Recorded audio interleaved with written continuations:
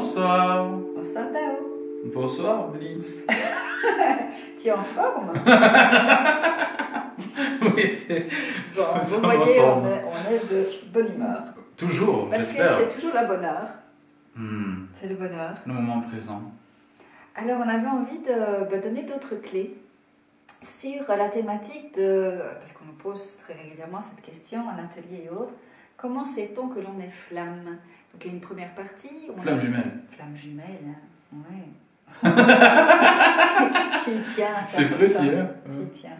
Dans cette première partie, on a parlé vraiment de l'élément de reconnexion, de ces fréquences vibratoires très intenses. Moi, j'ai eu l'occasion, je pense, d'exprimer que j'avais très froid, j'avais un corps qui était vraiment en transe. Donc, on peut avoir des ressentis corporels, psychocorporels et spirituels très intenses. Ça, c'est on va dire un des premiers paramètres, il y en a d'autres. Notamment, ce que moi j'avais envie de partager, c'est de comprendre que dans cette scission de l'âme dans deux vecteurs, moi j'appelle ça deux vecteurs, il y a donc deux polarités, je dirais, prédominantes.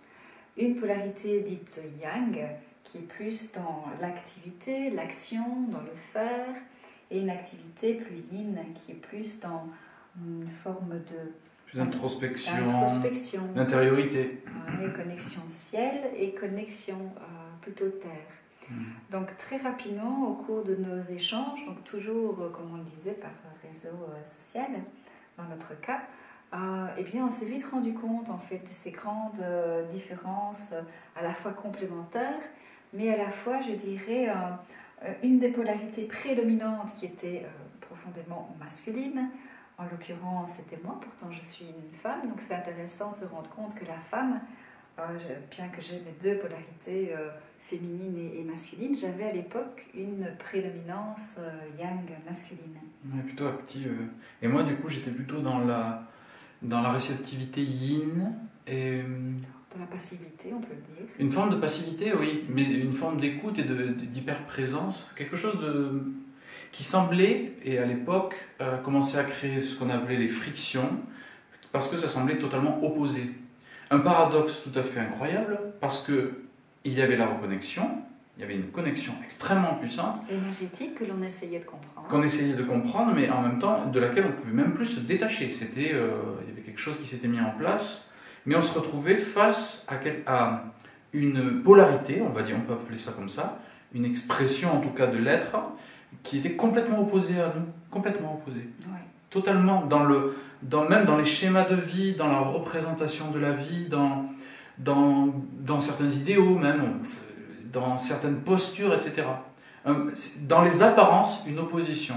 Très vite, on s'est rendu compte que c'était justement cette polarisation-là qui s'était mise en place. Donc sur le plan, on va dire sur le plan physique, donc de mon côté, il y avait une densité de matière, notamment au niveau financier, une grande activité professionnelle, même si j'ai toujours été portée par le cœur. C'est vrai qu'il y avait beaucoup, je dirais, de rendez-vous et d'activités à l'agenda. Ouais, le schedule, l'agenda très rempli tout le temps. Damien, Dao, lui, était davantage dans la création, le côté artistique. Le côté beaucoup plus rond, j'étais beaucoup plus dans le carré, si vous voyez, dans les formes géométriques. L'idée est très... Ouais, moi j'étais plutôt dans une côté réceptif, contemplatif, toi dans l'actif. Et toi dans l'actif. Et moi dans l'émission. Mais c'est pas sur certains plans, parce que plus tard on s'est rendu compte que c'était sur d'autres plans, c'était presque inversé. Par exemple, j'y pense... étant créatif, par exemple, je crée des musiques ou je crée des images. Et là, c'était émissif. C'était donc vraiment beaucoup plus yang. C'était dans la manière de discuter avec toi. Je t'écrivais des musiques, etc. Et là, dans ce cas-là, toi, tu étais dans la polarité yin totalement. Ça créait justement en fait un équilibrage. On a découvert petit à petit qu'il y avait un équilibre des plans. À la surface, on pourrait dire au niveau de l'ego, on avait vraiment ce sentiment presque d'opposition. On va dire ça. Et en même temps, dans toutes les couches de notre être, il y avait des équilibrages qui se faisaient dans plein de plans qu'on explore encore d'ailleurs, et qu'on a de cesse d'explorer parce que pour se rappeler une chose fondamentale, la flamme jumelle, c'est une même âme dans deux corps. Donc, on a cette espèce de dichotomie très étrange où on sait que dans l'autre, il y a nous-mêmes. J'en avais parlé dans la première vidéo, mais c'est vraiment ce sentiment extrêmement profond que même si le langage à la surface est très différent de nos concepts idéaux hérités, et là on parle vraiment d'ego, hein, je veux dire de la conceptualisation du réel, même si les mots sont très différents et les concepts sont très différents, il y a comme une résonance sous-jacente au niveau animique, qui est l'âme, oui, qu'on entend, qui nous parle parfaitement. En fait, des mots sont dits que l'ego va capter selon une interprétation particulière, mais en ce qui concerne la profondeur, ce qui est vraiment ressenti énergétiquement et en tant qu'information, c'est une parfaite adéquation. Beau ce que tu dis. C'est ça Alors avant d'arriver à cette harmonie, c'est-à-dire cette complémentarité, il faut vraiment imaginer ce symbole du yin et du yang que vous connaissez. Hein. Eh bien, soit le yin et le yang, eh bien, je dirais, s'harmonisent parfaitement dans cette circularité, soit alors on est dans des formes chaotiques.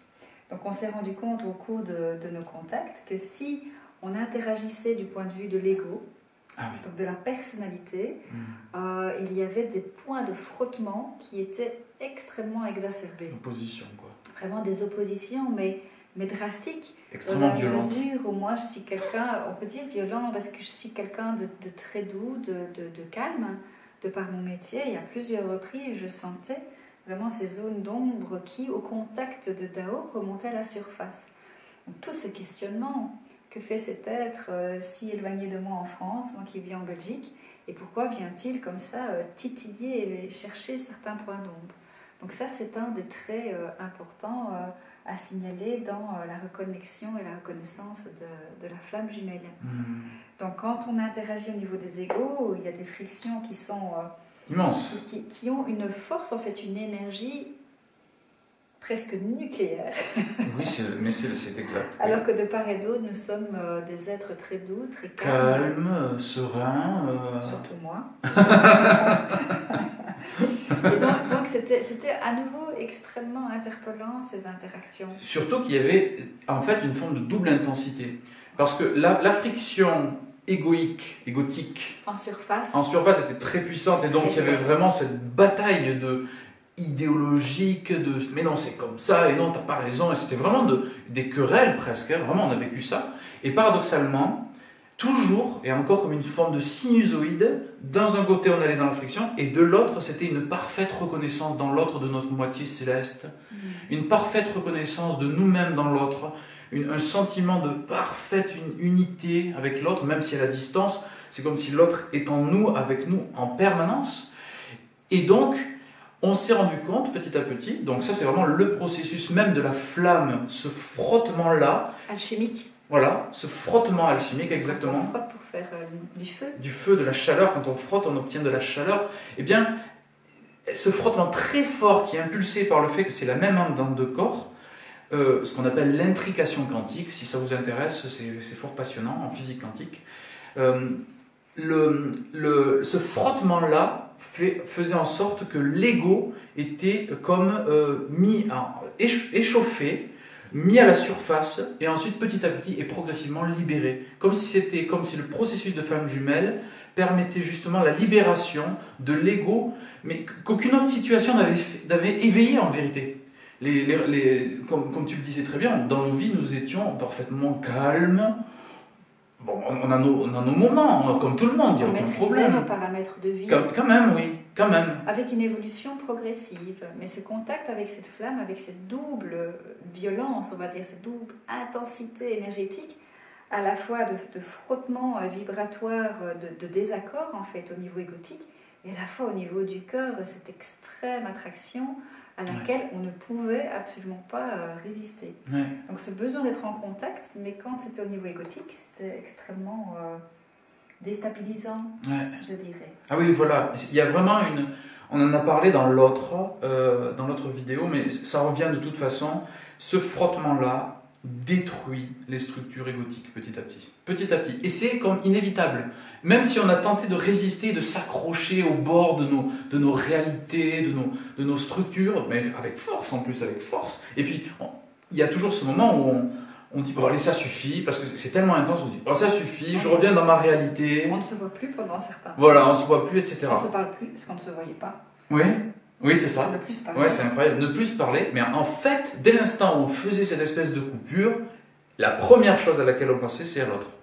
La première chose à laquelle on pense, dès l'instant où il y a ces coupures, c'est l'autre. C'était vraiment un ressenti, une connexion au niveau du cœur. Hein. Du cœur extrêmement profond. C'est comme si la bataille se livrait entre la tête et le cœur, quoi. Et pendant très longtemps, il y a tout qui se justifie. Tous les systèmes, on retente de les justifier, mais en fait, la puissance du lien est si forte qu'on n'arrive plus à justifier nos systèmes. Nos systèmes sont plus valides parce qu'il y a quelque chose de beaucoup plus profond. Je parlais de la résonance, de cette force de résonance entre le fait que l'âme soit une dans deux corps, donc c'est quand même un paradoxe, qu'on soit d'accord, c'est un vrai paradoxe physique. Et donc qui fait shaker tout ce qui est à la surface en fait. Tout ce qui est structuré mentalement, psychologiquement, psychiquement, tout ce qui est agrippé en tant qu'idée sur le monde, sur la vie, quoi que ce soit, d'un seul coup, à cause de ça, et tout le temps, c'est-à-dire qu'on ne nous laisse jamais nous reposer par rapport à ça. Parce que l'âme supplante le cœur, on va dire, si tu veux, l'âme supplante la puissance qu'on pourrait développer mentale. On peut s'accrocher tant qu'on veut, ça vibre tellement fort que de toute façon, tant qu'on résiste, en fait c'est de la souffrance. Et puis si on lâche, alors apparaissent toutes les résolutions. Donc je parlais de résonance au niveau psycho-émotionnel, les tristesses, ressentir les pensées de l'autre, donc cette forme de kinésie finalement, kinésio-énergétique, et finalement aussi sur le plan physique, parce qu'on peut ressentir des mal-être sur le plan physique. Si l'un se sent pas nécessairement bien, un mal au ventre ou à la tête, eh bien on peut également se sentir atteint par rapport à ça. Donc il y a une corrésonance sur les différents plans de conscience. Et donc c'est à travers toutes ces expériences, comme je le disais, on a été un peu propulsé dans cette dynamique de flammes jumelles. Et bien c'est à travers toutes ces expériences étranges et cette envie d'en savoir un peu plus que l'on s'est renseigné et que l'on a effectivement compris ce qu'était le concept des flammes jumelles. Donc il y a des étapes également que nous aurons l'occasion de décrire étape par étape dans les futures vidéos, avec des clés de résolution bien sûr. Et si vous l'aurez compris, la clé de résolution, c'est de rester dans le cœur, dans cette indulgence et dans cette humilité. Ce qui nous a beaucoup aidé sur notre chemin, c'est que tous les deux, malgré toutes ces oppositions apparentes, nous avions un fil d'or, une quintessence, l'âme, vous l'avez bien compris, mais tous les deux, même dans nos personnalités, dans nos vies, dans nos incarnations, cette puissante envie de se mettre au service. Au service de quoi ? Eh bien, on peut l'appeler le vivant. Moi, je suis une grande passionnée du vivant, de ces lois ontologiques qui régissent l'univers, l'infiniment petit, l'infiniment grand. Deux vont l'appeler Dieu. La lumière. La lumière, les lois cosmiques. L'intelligence universelle. Alors, peu importe comment vous l'appelez, il y a effectivement une intelligence qui régit chacun de nos mouvements, de nos pensées, des mouvements planétaires également, des mouvements microscopiques. Et tous les deux, nous étions des fous d'amour, en fait, de cette énergie. Et donc, à un moment donné, dans ces formes de chaos récurrentes, ces va-et-vient entre l'ego et le cœur, l'âme, eh bien, nous nous sommes progressivement harmonisés et nous avons tous les deux décidé, même si ce n'est pas toujours évident, et que 4 ans après, il y a toujours des pics en fait, d'intensité de frottement alchimique entre nous, et tant mieux, parce que nous considérons cela comme une grâce. C'est une bénédiction. Une bénédiction à l'heure actuelle. Pour avancer, pour progresser. Et donc tous les deux, ce qui nous a permis cette cohésion au cours du temps, au cours de ces différentes étapes que nous décrirons ultérieurement, eh bien c'est vraiment ce fil d'aor, c'est ce fil de lumière, c'est ce fil d'amour fou, de dévotion, d'adoration, en fait, pour moi ce que j'appelle le divin ou la nature. L'unité. L'unité. Tous deux, en fait, nous avions eu, avant cette rencontre, des expériences d'éveil. On en reparlera aussi, des expériences d'éveil qui nous ont permis, à ce stade d'évolution de notre âme, de pouvoir trouver des terrains d'entente, des corps à corps, des cœurs à corps, des cœurs à cœur. Voilà de beaux jeux de mots. Je dirais même que d'une certaine manière, nous étions tous les deux arrivés à un certain niveau du processus d'éveil, on pourrait appeler ça comme ça, en tout cas individuel, qui était comme arrêté, on pourrait dire, à un certain stade, et que seulement dans la rencontre, on pouvait avoir, voilà, c'est ça, c'est la rencontre nous a propulsé c'est un saut quantique, quoi, c'est un vrai saut quantique, dans un processus d'évolution exponentielle, mais insoupçonné, qui est venu nous chercher encore plus loin. Donc, voilà pour cette capsule. Je crois qu'on a abordé un peu tous ces phénomènes qu'on voit en fait, tous les témoignages qu'on a de flammes jumelles nous parlent de ce type-là, en fait. C'est énorme corrésonance énergétique, le conflit ego-âme, les polarités,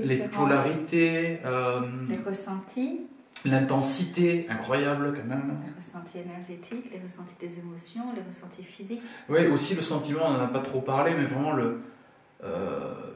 parfois le fait de sentiment d'unité, d'être en l'autre, en fait, même à distance ou très loin, de vivre presque en bilocution. Ça, on l'a vécu, mais beaucoup plus tard. Oui, on a vécu plusieurs phénomènes différents qui s'en rapprochent. Ouais. Mais en amont de cela, c'est vrai, cette impression de pouvoir voir à travers les yeux de l'autre. Ça, oui. Ça, c'est très prégnant, ça. Je voudrais quand même terminer sur ceci. Si vous êtes dans un processus de flamme jumelle, avec cette période de tension, de friction que l'on va retrouver, je dirais tout au long de ce processus, de la rencontre, à la réunion, jusqu'à la fusion, c'est de vraiment rester dans le cœur et de vous rendre compte de la richesse, en fait, de la vision de l'autre, des paramètres de vie de l'autre. Parce que s'il y a des points de friction, il y a également de nombreux points d'accord possibles, de reliance de cœur possibles. Posez-vous cette question. Vous savez, c'est comme si, quand vous êtes dans une position assise ou debout et que vous regardez en face de vous, eh bien vous avez un champ à 180 degrés. Donc vous pouvez appréhender la vie et créer des choses extraordinaires, mais avec un niveau de conscience d'une demi-lune, je pourrais dire, hein, ou d'un demi-soleil. Donc 180 degrés. Mais là, ça vous permet, cette rencontre, comme si votre jumeau était derrière vous, dans votre dos, d'avoir une vue sur la vie, sur la conscience de 360 degrés. 360 degrés de compréhension de la vie. C'est voir à la fin, c'est comme une pièce, vous la voyez du haut, et bien vous pouvez la voir du haut et du bas, et de la gauche et de la droite. Donc vous avez une acuité de compréhension, de connaissance des choses qui devient absolue en fait, qui devient infinie. Donc apprenez vraiment à changer ce regard. Oui, il y a des difficultés d'entente. On ne va pas dire le contraire. Oui. Mais en même temps, quand on regarde les choses avec humilité, qu'on se pose, quelle que soit la blessure, parce que la flamme vient finalement vous pousser dans vos retranchements, il vient activer des blessures, mais qui sont en vous en réalité. Il est un vecteur, un puissant vecteur, parce que notre cœur est tourné vers cette personne, notre âme est tournée vers cette personne, envers et contre tout en vérité, même si on essaie de le fuir. Donc l'idée, c'est vraiment de prendre un temps de comprendre que ces blessures sont à l'intérieur, que votre flamme est un puissant révélateur, un puissant tremplin, vecteur d'évolution et d'éveil sur le vivant, sur la vie, le flux de vie qui vous traverse en fait. Et vraiment venir appréhender la vie avec toute cette richesse. Ça, ce serait vraiment, je pense que c'est ce qu'on a envie de transmettre. Ouais, c'est magnifique et je te remercie pour ça. On vous souhaite tout le bon, tout le beau et toute la conscience. Et plein d'amour. Merci.